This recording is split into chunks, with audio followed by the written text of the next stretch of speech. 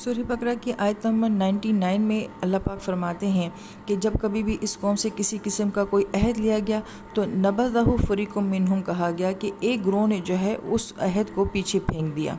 پھر آیت نمبر 101 میں اللہ پاک یہ فرماتے ہیں کہ جب کبھی ان کے پاس رسول آتے تھے وہ علم لے کر جو تصدیق کرتا تھا جو ان کے پاس پہلے سے آلریڈی موجود ہوتا تھا اس کو بھی نبذہ فریقم کہہ دیا کہ ایک گروہ جو ہے وہ اس کو بھی پھینک دیتا تھا۔ اب یہاں پہ جو لفظ نبذہ استعمال کیا گیا ہے مفسرین فرماتے ہیں کہ کسی چیز کا رس نکال لینا،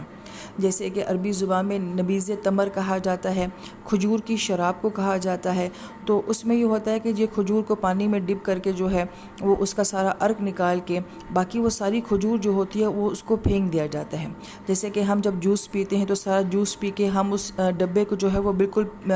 مسل کے جو ہے پھر اس کو پھینک دیتے ہیں۔ تو گویا کہ کسی چیز کو ویسٹیج سمجھ کے، فالتو سمجھ کے، ناکارہ سمجھ کے جو ہے وہ پھینک دینا، اس کو جو ہے وہ نبذ کہا جاتا ہے۔ بالکل ایسے کہ جیسے کہ ہم اپنے گھر کی ڈسٹ بن کا شاپر جو ہے وہ باہر پھینک دیتے ہیں، کسی پیمپر کو جو ہے وہ باہر پھینک دیتے ہیں، تو اس طرح سے کسی چیز کا پھینکنا، کسی کو فضول سمجھ کے نعوذ باللہ، وہ جو ہے وہ نبذ کہا جاتا ہے۔ اور یہ لفظ یہاں پہ آیا کہ اللہ تعالیٰ کا ہر وعدہ اور پھر وہ علم جو انبیاء لے کر آتے تھے وہ اس کو اتنا فالتو سمجھتے تھے، اتنا غیر اہم سمجھتے تھے کہ اس کو ایسے پھینک دیتے تھے کہ نعوذ باللہ جیسے کہ کوئی ردی چیز پھینکی جاتی ہے۔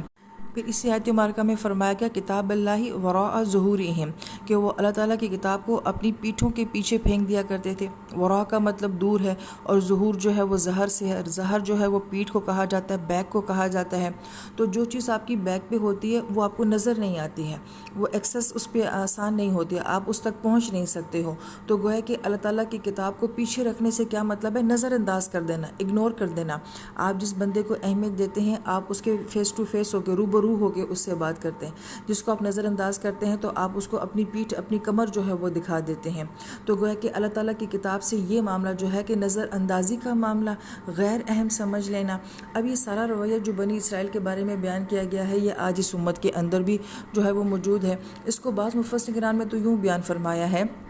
کہ اسلامی دور جو ہے وہ مختلف ادوار پہ مختلف طریقے سے رہے ہیں۔ کہیں ہمیں اسلام کا عروج نظر آتا ہے، کہیں علمی عروج بھی نظر آتا ہے، مگر کہیں کہیں ہمیں جب بادشاہیت اور مملوکیت نظر آتی ہے تو بادشاہوں کے دربار میں وہ مزاج ہوتا تھا جیسا کہ بادشاہ کا مزاج ہوتا تھا۔ لہٰذا اگر بادشاہ کا مزاج جو ہے وہ مناظرے کا ہے یا شاعری کا ہے یا وہ مسئلے مسائل کا ہے، جو بھی ان کے مزاج ہوتے تھے، تو پھر ان کے درباروں میں بیٹھنے والے جو علماء ہوتے تھے وہ بھی وہی علم سیکھتے تھے جس سے وہ اپنے بادشاہ کو خوش کر دیا کرتے تھے، اور پورے معاشرے کا جو ہے یہ اس وقت کا جو ماحول تھا اس کا ایک مزاج بن جایا کرتا تھا۔ لہٰذا ہمارے ہندوستان میں بھی یہی ہوا کہ مناظرے اور اختلافات اور دلائل اور فقہ جب یہ بہت عروج پہ ہوا تو علماء کا مزاج بھی وہی بن گیا۔ تو جو اصل کتاب کے ساتھ تعلق تھا، جو روحانی تعلق تھا، جو اس کے اپنے اندر روحانیت تھی، اس سے مسلمان جو ہے وہ آہستہ آہستہ دور ہوتے چلے گئے، اور پھر رہی صحیح کسر جو ہے وہ ہماری غلامی کی زندگی نے نکال دی کہ ہمارے ہاتھوں میں دوسرا سلیبس دے دیا گیا۔ اب ہمارے لیے کتاب کیسی ہو چکی ہے کہ قرآن کا پڑھنا اتنا ضروری نہیں ہے، اتنا اہم نہیں ہے۔ پہلے یہ پڑھ لیں، نوکری کر لیں، فارغ ہو جائیں، یا ایک خاص عمر کا انتظار ہوتا ہے کہ پھر کریں گے سارے کام نپٹا کے، پھر ہمیں جو وقت بچے گا اس میں ہم جو ہے وہ قرآن سیکھیں گے۔ تو ایک نبذہ والا، نظر انداز کرنے والا، وراء ظہورہم کا انداز جو ہے وہ اس امت کے ساتھ بھی رہا ہے، اور مختلف ادوار میں جو قرآن کے اوپر مختلف دور گزرے ہیں اس سے بھی اس رویے پہ بہت فرق پڑا ہے کہ ہم قرآن کو کیسے دیکھتے اور کیسے لیتے ہیں۔ لیکن بہت ہی پیاری بات مفسر کرام یہ فرماتے ہیں کہ یہ دو آیات بیان کرنے کے بعد کہ جب انسان کا تعلق اپنی کتاب کے ساتھ ٹوٹتا ہے، کہ جب انسان صحیح علم سے کٹتا ہے، اللہ تعالیٰ کے تعلق کے ساتھ کٹتا ہے، کیونکہ کتاب ہی اللہ تعالیٰ کا تعلق بناتی ہے، پھر اس کا ریئیکشن کیا آتا ہے، پھر اس کا اثر ہماری زندگیوں پہ کیا پڑتا ہے۔ تو اگلی ساری آیت جو ہے وہ سلیمان علیہ السلام کے بارے میں، جادو کے بارے میں اور ان ساری خرافات کے بارے میں ہے۔ جب آپ کے پاس صحیح علم نہیں ہوتا تو پھر غلط علم اس کی جگہ لے لیتا ہے، پھر خرافات جو ہیں وہ اس کی جگہ لے لیتی ہیں۔ یہی وجہ ہے کہ اگلی ساری آیت جو ہے وہ سلیمان علیہ السلام کے بارے میں بیان کی گئی ہے۔ ابھی آیت مبارکہ میں جو کہ آیت نمبر 102 ہے، اس کے پس منظر میں علماء کرام یہ فرماتے ہیں کہ پہلی بات بنی اسرائیل کو جو ایک یہ پوری سائنس ہے، اس کو سمجھنا چاہیے کہ یہ کیسی قوم تھی، اس قوم کے اوپر جو ہے مختلف ادوار گزرتے رہے، یہ مختلف جگہوں پہ جو ہے وہ ٹریول کرتی رہی ہے، تو اس سے جو ہے وہ اس آیت مبارکہ کے پس منظر کو سمجھنا جو ہے وہ بہت آسان ہو جاتا ہے۔ یہاں پہ ایک بہت اہم نقطہ، بہت اہم بات، علماء کرام یہ فرماتے ہیں کہ قرآن کو سمجھنے کے لیے تاریخ کا علم ہونا، فلسفے کا علم ہونا، نفسیات کا علم ہونا، یہ علم اگر انسان کے پاس ہو تو قرآن کو زیادہ اچھے طریقے سے سمجھا جا سکتا ہے، کیونکہ ان تینوں موضوعات کے اوپر قرآن بہت بات کرتا ہے۔ اللہ پاک ہمیں ہسٹری سناتے ہیں، بار بار ماضی کے واقعات سنا رہے ہیں، کیونکہ تاریخ قرآن کے اندر ہے۔ پھر اللہ تعالیٰ جو ہے جہاں کہیں پہ بھی انسانی نفسیات کو بیان کرتے ہیں تو گویا کہ اس کے اندر ساری نفسیات ہوتی ہے، اور وہ جتنی بھی آیات جو کہ توحید کے اوپر ہوتی ہیں، جہاں اللہ تعالیٰ جو ہے وہ شرک کو جو ہے وہ کرٹیسائز کرتے ہیں، تو وہ تمام آیات جو ہیں وہ فلسفے کے اوپر جو ہیں وہ بیس کرتی ہیں۔ یہی وجہ ہے کہ علامہ اقبال اپنی پوری شاعری کا جو فلسفہ بیان کرتے ہیں وہ سورہ حشر کی اس آیت کو بیان فرماتے ہیں کہ جس نے اللہ کو بھلا دیا گویا کہ اس نے اپنے آپ کو بھلا دیا۔ تو اتنا بڑا شاعر اپنے کل علم کا فلسفہ جو ہے وہ قرآن کی ایک آیت کو جو ہے وہ بیان کر رہا ہے۔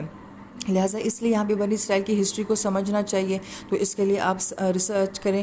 یوٹیوب پہ بہت مواد موجود ہے۔ اب تو علماء کرام نے پوری ترتیب سے بتا دیا ہے کہ کب کون سا دور تھا، کیسا دور تھا، کس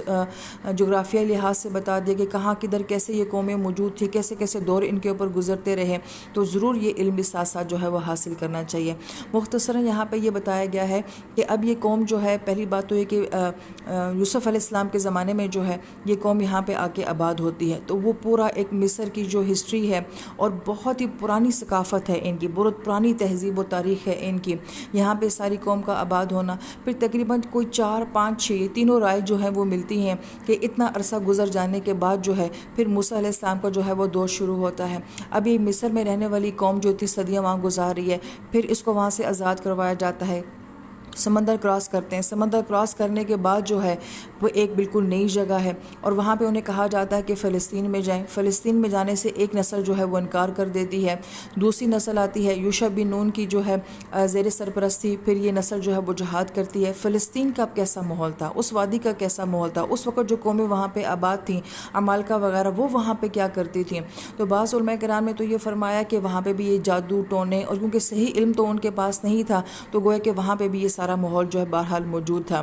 لہٰذا اب ان کا فلسطین میں سارا کیسا وقت گزرا، انہوں نے کیا سیکھا، کیا عادات ان کے اندر آئیں، اس ماحول نے کیا ان کے اوپر اثرات چھوڑے۔ پھر اس کے بعد ہم یہ دیکھتے ہیں کہ طالوت علیہ السلام کا دور آتا ہے، داؤد علیہ السلام کا دور آتا ہے، سلیمان علیہ السلام کا دور آتا ہے، اور یہ دور تقریباً 1 صدی کے اوپر مشتمل ہے، اور سب سے زیادہ بنی اسرائیل کا جو پیک ٹائم بتایا جاتا ہے وہ یہی دور بتایا جاتا ہے کہ اس دور میں جو ہے یہ سب سے خوبصورت وقت انہوں نے گزارا۔ اب سلیمان علیہ السلام کی جو بادشاہت تھی وہ بہت مختلف نوعیت کی بادشاہت تھی، ہر مخلوق کے ساتھ جو ہے وہ سلیمان علیہ السلام کی ان کے اوپر حکومت تھی۔ تو ہم دیکھتے ہیں کہ اس میں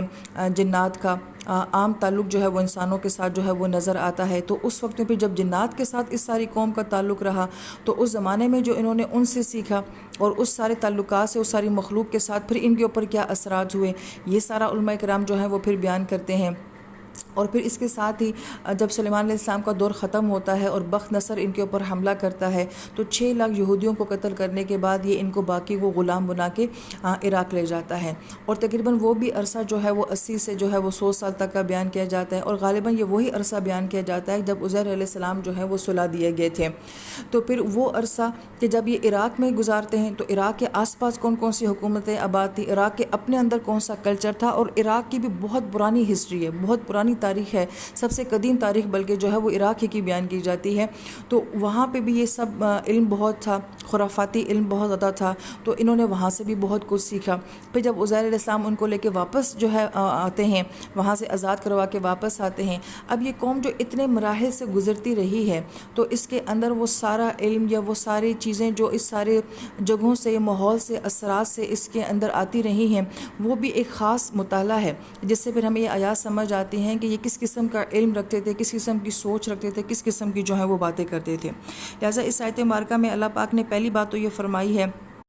وما کفر سلیمان، کہ سلیمان علیہ السلام نے کفر نہیں کیا، تو بظاہر ہمیں اس بات کا کوئی ربط نظر نہیں آتا، اور ہم مسلمان ہیں، ہم تو یہ سوچ بھی نہیں سکتے کہ سلیمان علیہ السلام نے کفر کیا ہوگا، تو اللہ پاک قرآن پاک میں یکدم ایک ایسی بات کیوں فرماتے ہیں کہ جس کا بظاہر ہمیں کوئی ربط نظر نہیں آتا؟ تو علماء کرام یہ فرماتے ہیں کہ دراصل میں اللہ تعالیٰ قرآن پاک میں یہودیوں کی وہ ساری تحریفات جو ان لوگوں نے اپنی کتابوں میں کی ہیں، اللہ پاک اس کا جواب دیتے ہیں۔ تو تورات کے اندر یہ بات موجود ہے کہ اللہ پاک نے سلیمان علیہ السلام کو جو ہے وہ کچھ باتوں کا حکم کیا تھا کہ تم نے ان معبودوں کی جو ہے وہ عبادت نہیں کرنی، مگر وہ اپنی زندگی کے آخری حصے میں اس نصیحت کو بھول گئے، اللہ پاک ان کے اوپر بہت غضبناک ہوئے، تو گویا کہ وہ کافر ہو گئے تھے نعوذ باللہ۔ یا بعض جگہ یہ بیان کیا گیا کہ سلیمان علیہ السلام کی بیویوں نے جو ہے وہ بعد میں جا کے آپ علیہ السلام کے ایمان کو جو ہے وہ کفر میں تبدیل کر دیا تھا۔ تو عموماً ہمیں قرآن پاک میں ایسا نظر آتا ہے کہ درمیان میں جو ایک ایسی بے رد بات نظر آتی ہے وہ دراصل میں تورات اور انجیل کی کسی نہ کسی خرافات کا جو ہے وہ جواب ہوتا ہے۔